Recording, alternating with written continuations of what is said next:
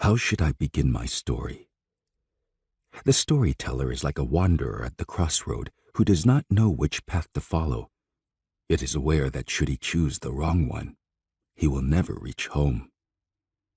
The way a story is told is as important as the tale itself, and this thought has kept me from dipping my brush in ink.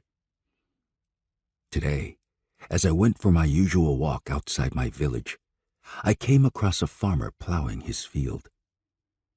The ox that dragged the plow was large, and I paused to admire the beast. The farmer's daughter, a little girl no more than 10 years old, was leading the animal. Being too frightened of the ox to take hold of its halter, she had instead attached a stick to it, which she held gingerly in her hand. When she had to help turn the giant beast at the end of a furrow, her fear became so obvious that I could not help smiling.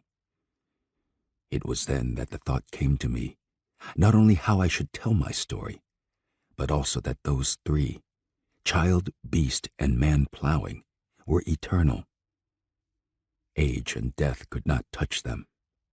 The great lords with their armies, the knights, the samurai with their swords were the froth on the waves, the scum, the foam, the bubbles that rise and burst and are gone. Now I know which path I must follow. I must tell my tale so simply that that man whom I watched plowing and his little frightened daughter would understand it, for they will always be with us. As long as the fiery dragon sails across our skies, men will plow their fields, and their wives and daughters will plant the rice that feeds all men, however high or low their stations. I lived during a time when the word peace had little meaning, when the great lords of Japan fought over that country like dogs over a bone. A time when blood flowed like rivers, and no man knew at sunrise if he would be alive when the sun set.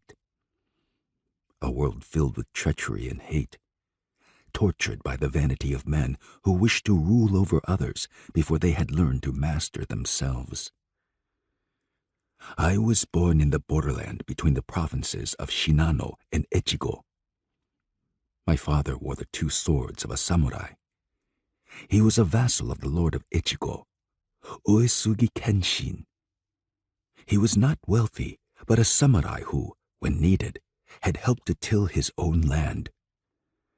He died when I was 4 years old, killed while serving his master in a battle against the mighty Lord of Kai, Takeda Shingen.